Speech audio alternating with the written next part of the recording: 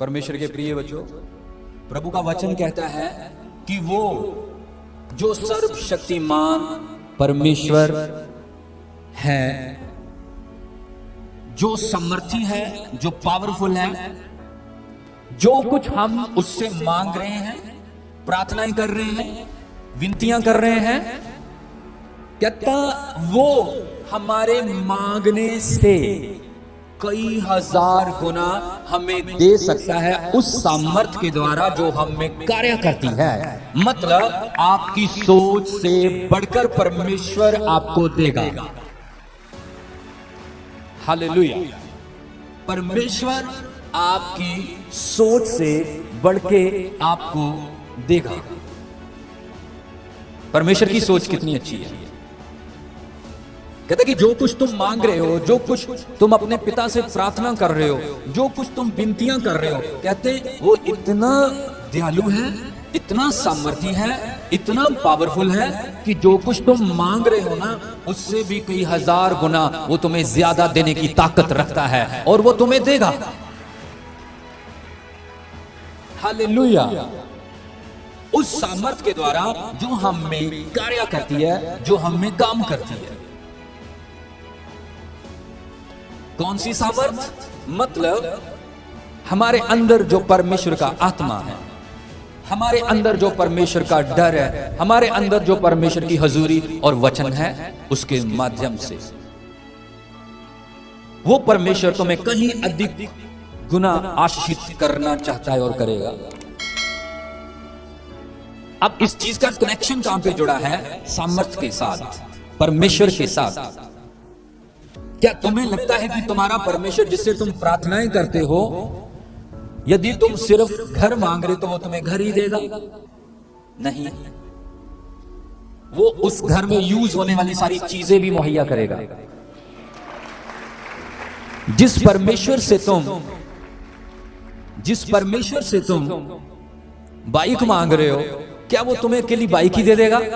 नहीं, उस बाइक को चलाने के लिए, उसमें फ्यूल डालने के लिए, उसमें तेल डालने के लिए पैसे भी देगा। हालेलुया। तो क्या तुम परमेश्वर से लाइफ मांग रहे हो, प्रभु मुझे जिंदगी दे, वो अकेली आपको जिंदगी देगा? नहीं, वो जिंदगी के साथ साथ आपकी सुख सुविधा के लिए सब चीजें भी मुहैया करेगा। वो आपसे प्रेम करता है, वो आपके साथ है। इसलिए हमेशा परमेश्वर के प्रति वफादार रहें, परमेश्वर के प्रति अपने मन को सतर्क रखें, पॉजिटिव रखें, अपनी सोच को हमेशा शुद्ध रखें।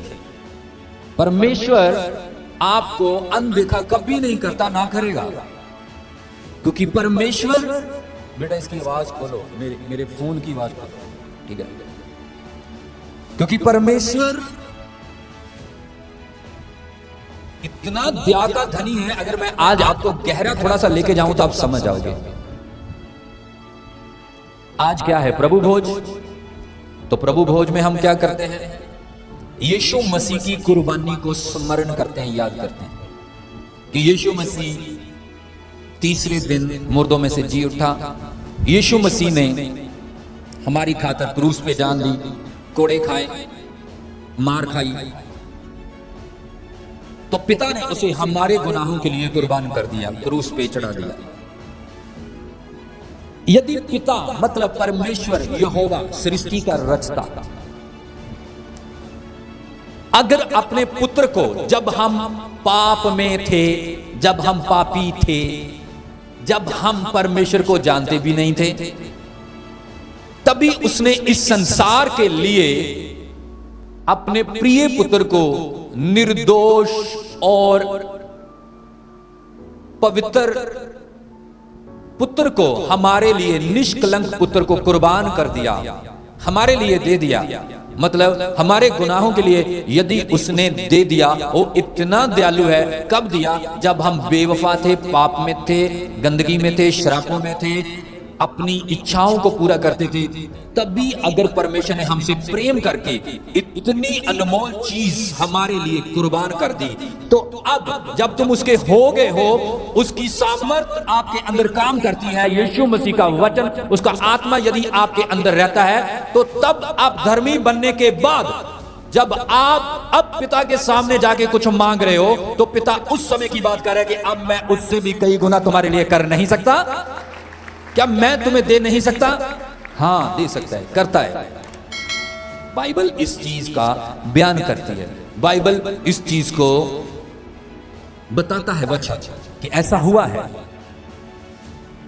तुम्हारी जिंदगियों में तुम्हें चिंता करने की जरूरत नहीं है।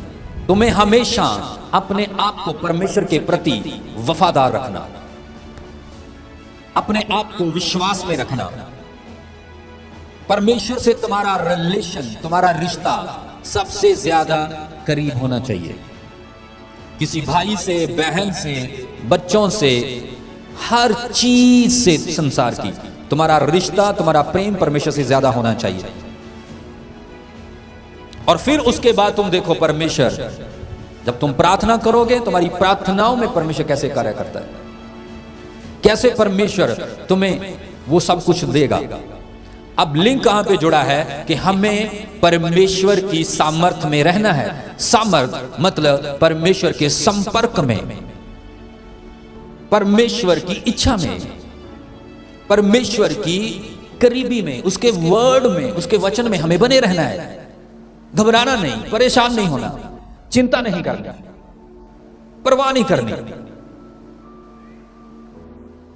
तुम सेम नहीं रहोगे।